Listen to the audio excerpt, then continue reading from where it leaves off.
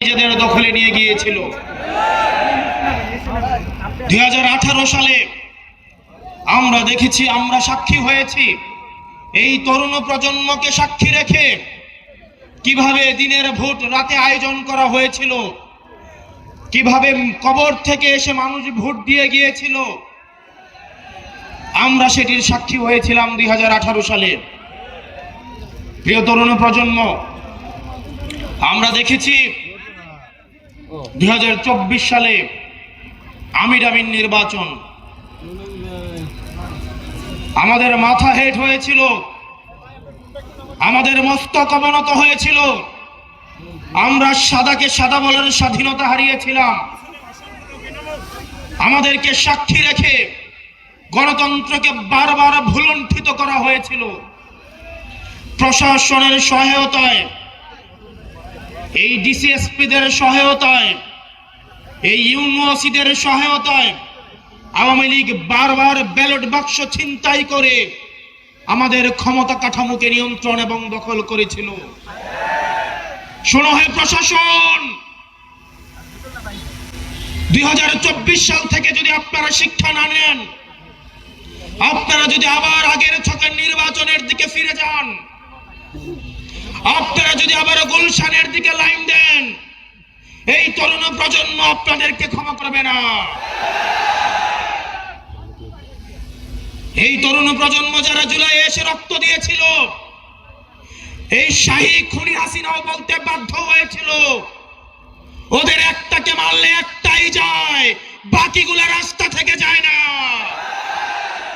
আমরা আবরার ফাহাদের উত্তরসূরি, আমরা আলিফের উত্তরসূরি, আমরা হাদি ভাইয়ের উত্তরসূরি।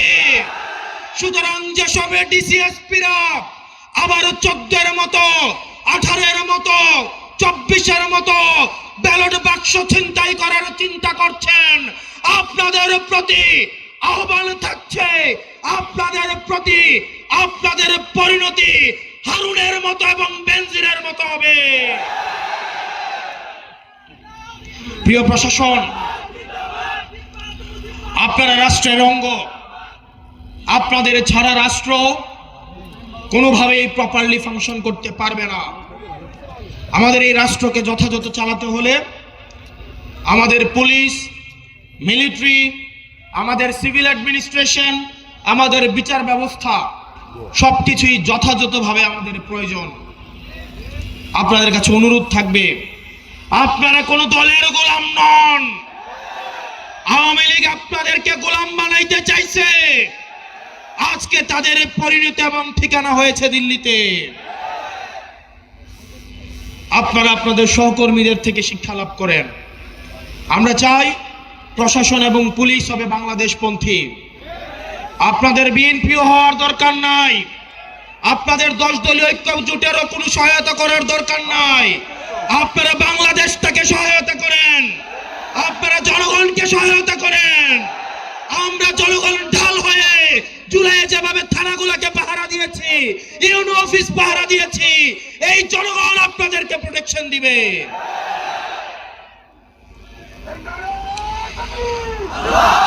আমরা চাই এই অভ্যুত্থানের পরে প্রশাসন এবং পুলিশের ভূমিকা হবে নিরপেক্ষ।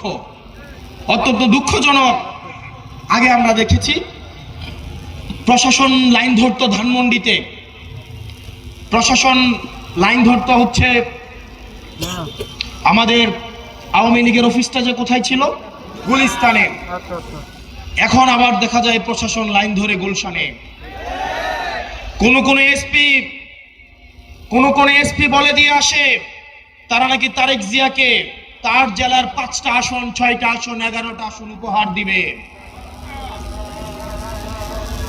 আজানের পরে আমরা শুরু করি।